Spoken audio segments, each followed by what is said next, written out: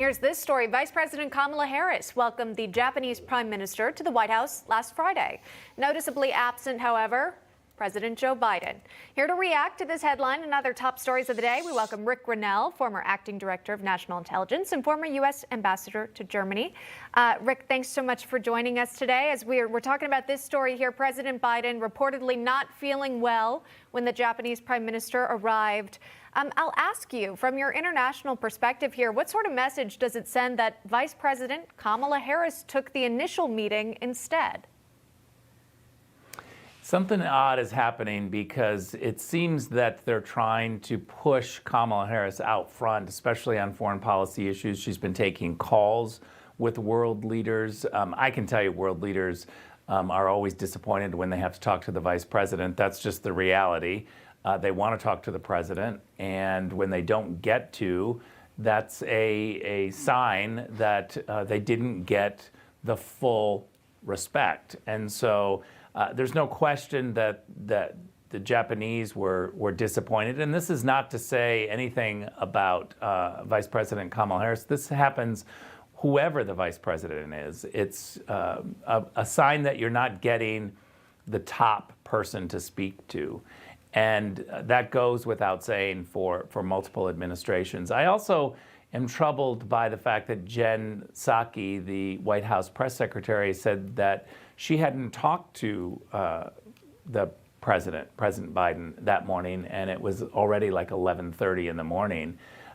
He's sleeping in, he's not working in the morning, something is going on. And I think what we have to be able to do is just step back and evaluate how this looks for the United States of America. Not be partisan about it, but when the president's clearly sleeping in and not working in the morning and missing the arrival of a head of state, especially coming from Japan when we have so many issues with China and that region, it's very troubling, and I think the reporters in Washington need to start asking more probing questions. Yeah. The president did make an appearance later on where he made an interesting comment. Some were pointing it out online, some sort of let it slide, but he referred to the Masters champion, it's Hideki Matsuyama, as a Japanese boy when referring to him. What do you think, Rick, maybe the media, how they might have covered it if President Trump had done the same? Yeah, well, clearly there's a double standard here. I mean, Joe Biden has this kind of lingo, he says, come on, man, and he's always trying to be dude, man, bro with so many people, and he's, been around Washington, D.C. for 40 plus years. It always is a little bit odd, but this is Joe Biden. Some people like that. His lingo, I think, is less troubling than his actions. His actions are much more troubling. And I think that it's becoming increasingly clear that he's not up to the job, that he's not able to give his full energy. He doesn't have enough energy for this job. And now we have not only White House staffers that are covering for him for being missing in action or slow. Remember, he stumbled going up the stairs. We have a variety of pieces of information showing that he just is ill-equipped in his age to give the full force of governing the country, the greatest country in the world. And so we have to be able to be very clear with the staffers and with reporters in Washington, D.C., that we all see it. We see exactly what's going on, and they're not kidding anyone. I want to talk to you about some action, at least plan of action from President Biden. His plan to withdraw U.S. troops from Afghanistan by September 11th. The former president, President Trump, responding as well, saying, first, we can and should get out earlier. Secondly, September 11th represents a very sad event and period for our country and should remain a day of reflection and remembrance, honoring those great souls that we lost.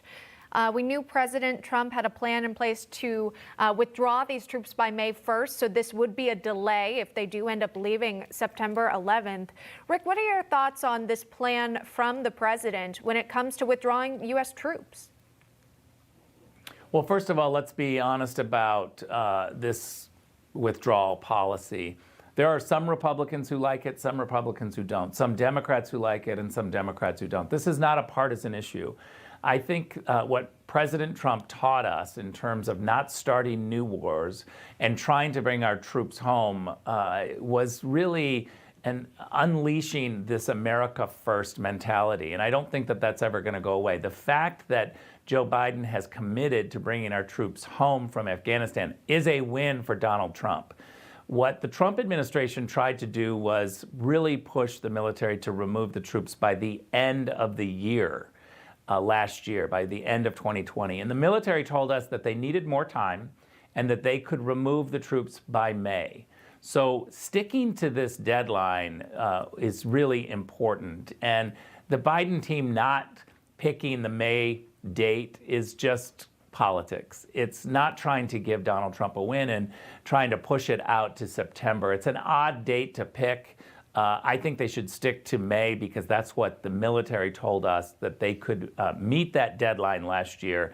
We shouldn't be partisan, and we should meet the deadline that the military picked last year, and that's May. All right, we'll leave it at that. Rick Grenell joining us live here on National Report. Always great to see you. Thanks so much. Thanks for having me. Hey, I'm Rob Finnerty. Thanks for watching. If you enjoyed this video, please join the conversation in the comments below. Don't forget to subscribe, too. Hit the bell icon to be alerted to breaking news. And remember, there's a whole lot more on Newsmax TV, America's fastest growing cable news network. Newsmax TV, we're real news for real people.